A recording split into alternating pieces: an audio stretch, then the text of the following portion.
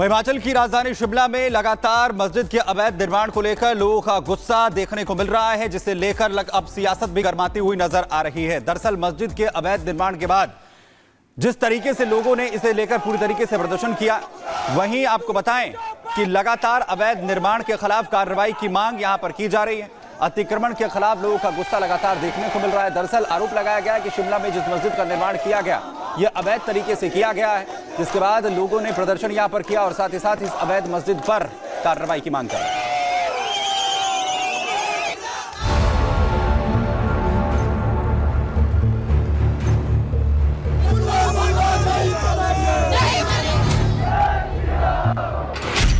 सड़क पर हिंदुओं का सैलाब,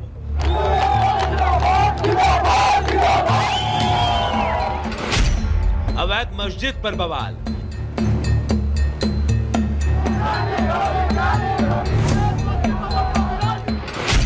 हिंदू सड़क पर कार्रवाई कब,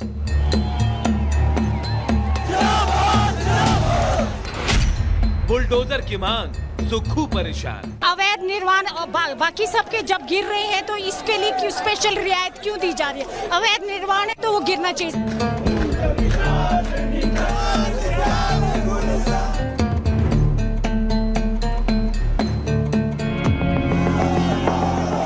ये आक्रोश, ये गुस्सा, ये नारेबाजी तस्वीर हिमाचल के शिमला की है और इसकी जड़ में है संचौली का अवैध मस्जिद।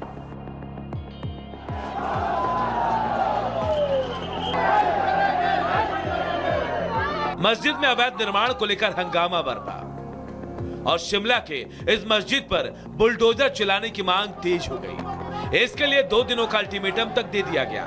सीधे तौर पर कहा जाए तो वक्फ की जमीन पर मौजूद इस मस्जिद के हिस्से को जिस तरह धीरे धीरे अवैध तरीके से बढ़ाया गया, इसके खिलाफ गुरुवार को हिंदूवादी संगठनों का गुस्सा फूट पड़ा।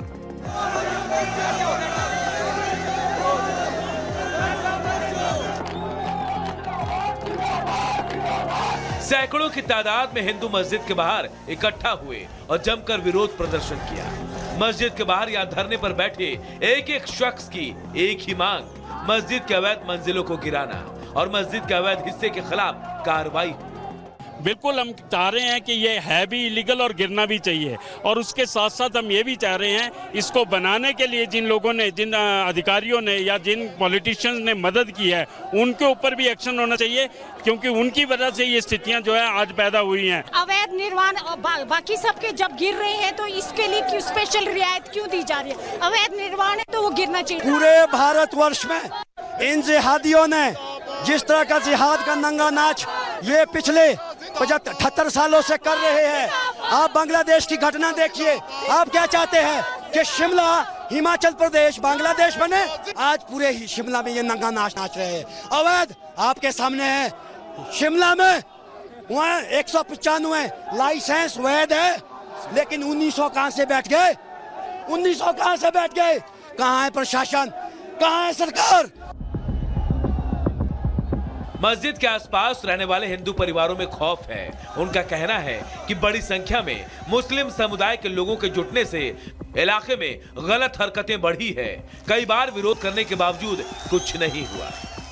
एक कच्ची सी छत थी, टीन की छत थी, वो इन्होंने जब काम स्टार्ट किया तो स्थानीय लोगों ने जब ऑब्जेक्शन किया तो 2010 में मुकदमा स्टार्ट हुआ। उसके बाद इन्होंने कुछ टाइम काम बंद कर दिया। बट आज जब जनता जागरूक हुई है तो हम बोलते हैं कि इल्लीगल कंस्ट्रक्शन है, ये तोड़नी चाहिए। हमने कंप्लेंट कर दिया था पर कोई सुनवाई नहीं है। मैम वो आते हैं, हाथ मिलाते हैं इन लोगों से, हमारी तो कोई सुनता ही नहीं है। अगर हम कुछ बोले भी तो हमारी तो सुनवाई होती नहीं है इनके साथ। मस्जिद के पड़ोस में रहने वाले लोगों का आरोप है कि यहाँ कब्जा करने की कोशिश की जा रही है। हिमाचल में अब हिंदू जाग गया है, अपने हक के लिए सड़क पर आ गया है। शिमला के लोग अब लैंड जिहाद बर्दाश्त नहीं करेंगे। Bureau report, Republic Bharat. तो इसी इलीगल कंस्ट्रक्शन ने कई सवालों को जन्म दे दिया है। पहाड़ों में जो घुसपैठ हुई है उस पर अनसुलझे सवाल क्या है, ये हम आपको बताते हैं। अवैध रूप से बांग्लादेशी और रोहिंग्या कैसे यहाँ पर बस गए, ये बड़ा सवाल है। घुसपैठियों को पहाड़ों में भेजने वाला आखिर ये है कौन जो इनको भेज रहा है? पहाड़ों की डेमोग्राफी बदलने की भी कोशिश इनकी तरफ से की गई है, ये भी बड़ा सवाल यहाँ पर है जो अनसुलझा है इस समय। रोहिंग्याओं को सुरक्षा वहां पर कौन मुहैया करा रहा है, ये भी बड़ा सवाल है। भारत आने पर घुसपैठियों को फंडिंग आखिर कैसे हो रही है, कौन इनको फंड दे रहा है, ये भी बड़ा सवाल है। ये तो तमाम अनसुलझे सवाल अभी भी खड़े हुए हैं। किसकी मदद से मस्जिद बनवा रहे हैं घुसपैठिए, वो भी इलीगल कंस्ट्रक्शन हो रहा है, वो भी 3 मंजिल बनवा दी। वोट बैंक की खातिर पार्टियां क्या इन्हें संरक्षण दे रही हैं, ये भी बड़ा सवाल है। और अगर दे रही हैं तो कौन सी पार्टी संरक्षण इनको दे रही है? तो देखिए यहाँ पर लगातार संघर्ष जो है वो चल रहा है, लेकिन ऐसे में हिमाचल के जो सीएम है सुक्खू, उनका इस पर क्या कहना है, आइए सुनते हैं। और जिस प्रकार शांतिपूर्वक प्रोटेस्ट हुआ, सरकार पूरी नज़र रखे हुए है। और अभी मैं अधिकारियों को भी दिशा निर्देश दिए हैं कि शांति बनाए रखनी है और जो भी आगे कानून के आधार पर जो भी कार्रवाई अगर हम करनी होगी हम उसको करेंगे। प्रोटेस्टर अगर इलीगल कंस्ट्रक्शन कह रहे हैं तो वो मामला मेरे ख्याल कोर्ट में चला है और कोर्ट उसमें जो भी इलीगल होगा या लीगल होगा उसका फैसला करेगा। लेकिन हमारा दायित्व जो है वो समुदायों के बीच शांति बनाए रखने का, और मुझे खुशी है कि इस प्रकार का कोई माहौल बिगाड़ने की कोशिश नहीं की। और हमारे साथ हमारे सहयोगी कोमल सीधे जुड़ रही हैं, उनका रुख कर लेते हैं। कोमल, हमने देखा कि कल बड़े पैमाने पर जो हिंदू संगठन हैं वो सड़कों पर उतरे। बात उनकी साफ है कि अवैध निर्माण किया गया और 2 मंजिला बना दिए गए, और पहाड़ों में तो वैसे ही एनजीटी के कुछ निर्देश हैं, उनका पालन बहुत जरूरी है सुरक्षा के लिहाज से। तो अब कार्रवाई की मांग हो रही है, तो उसमें गलत क्या है? बिल्कुल, देखिए अवैध निर्माण को लेकर के कार्रवाई की मांग जो है वो तो तेज हो गई है, लेकिन बात सिर्फ शिमला के संजौली की नहीं है, बल्कि कुसुम्पटा में भी देखिए इसी तरह का मामला सामने आया, जहां पे फिलहाल देखिए मस्जिद को काले कपड़े से तो ढक दिया गया है, लेकिन वहां पर भी विरोध हो रहा है। लेकिन इस बीच अगर अब यहाँ की बात करें, आस पड़ोस लोगों की बात करें, तो उनका यही कहना है कि उनको जानकारी नहीं होती है और कोरोना काल के समय ये मस्जिद जो है जल्द से जल्द बन करके खड़ा हो जाता है। पहले ग्राउंड फ्लोर का ये मस्जिद होता है, लेकिन देखते ही देखते इसमें 3 फ्लोर और बना दिया जाता है। अब इसको लेकर के जब कार्रवाई की बात होती है तो जिस तरह से पड़ोसियों ने हमें बताया कि इसका लेकर के विरोध जो है वो खुद मुस्लिम समुदाय के लोग भी करने लगते हैं। उनकी तरफ से ये कहा जाता है कि ये वक्फ बोर्ड की जमीन है और वक्फ बोर्ड जिस जमीन पर हाथ रखे वो उनकी जमीन हो जाती है। ये आस पड़ोस के लोगों ने आरोप लगाया। छिड़ती दिखाई दे रही है, सरकार का क्या एक्शन होता है इस पर सबकी निगाहें इस पर टिकी हुई हैं। आपका बहुत शुक्रिया, इस खबर पर आप नजर बनाए रखिएगा, आगे आपसे अपडेट लेंगे। और चलिए अब आगे बढ़ते हैं, बात कोलकाता मामले की करेंगे, जहां भ्रष्टाचार पर बड़े स्तर पर कार्रवाई की तैयारी दिख रही है।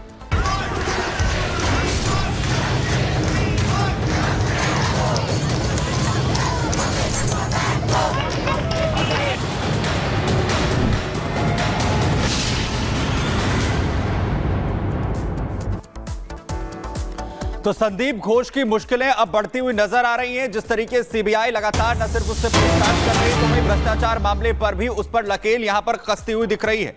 वहीं बड़ा झटका सुप्रीम कोर्ट से भी संदीप घोष को लगा है, जहां पर संदीप घोष की याचिका को कोर्ट ने खारिज कर दिया है। दरअसल संदीप ने मामले में खुद को पक्षकार बनाने की मांग की थी। वहीं सुप्रीम कोर्ट ने कहा कि सीबीआई जांच के लिए पूरी तरह से स्वतंत्र है। संदीप घोष ने भ्रष्टाचार और रेप मर्डर केस की अलग से जांच की यहां पर मांग की गई थी। वहीं सुप्रीम कोर्ट में जो याचिका संदीप घोष ने दाखिल की, उस पर कोर्ट ने पक्षकार बनाने से इनकार संदीप घोष को कर दिया है। तो आपको बता दें, कोलकाता केस को लेकर आरजीकर मेडिकल कॉलेज में चल रही धांधली की परतें भी खुल रही हैं। आरोप है कि अस्पताल और मेडिकल कॉलेज को मिलने वाले करोड़ों के फंड का तत्कालीन प्रिंसिपल संदीप घोष अपनी टीम के साथ बंदरबाट कर रहा था।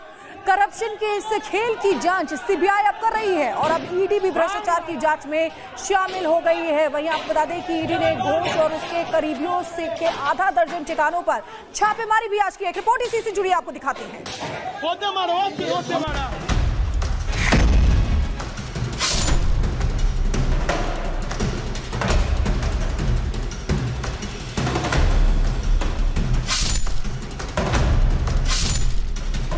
आरजीकर मेडिकल कॉलेज में करप्शन की जांच का दायरा धीरे धीरे तंग होता जा रहा है।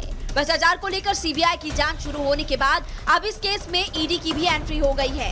ईडी ने करप्शन केस के मुख्य संदिग्ध और पूर्व प्रिंसिपल संदीप घोष के आर्थिक साम्राज्य पर शिकंजा कसना शुरू कर दिया।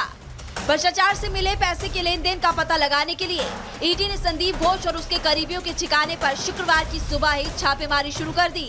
मिली जानकारी के अनुसार कोलकाता में करीब आधा दर्जन ठिकानों पर ईडी ने छापेमारी की। संदीप घोष और उसके करीबियों के घरों और दफ्तरों पर तलाशी अभियान चलाया गया। ईडी ने आरजीकर अस्पताल में तथाकथित टेंडर घोटाले से संबंधित दस्तावेज खंगाले। आरोप है कि अस्पताल के लिए निकलने वाले तमाम टेंडर्स को चहेतों में बांटा गया। करोड़ों रुपए के इन टेंडर्स को देने के बदले जमकर पैसों का लेन देन किया गया। अब ईडी पैसों के इन्हीं कड़ियों को जोड़कर आरोपियों के खिलाफ सबूत जुटा रही है। कलकत्ता के आरजीकर मेडिकल अस्पताल में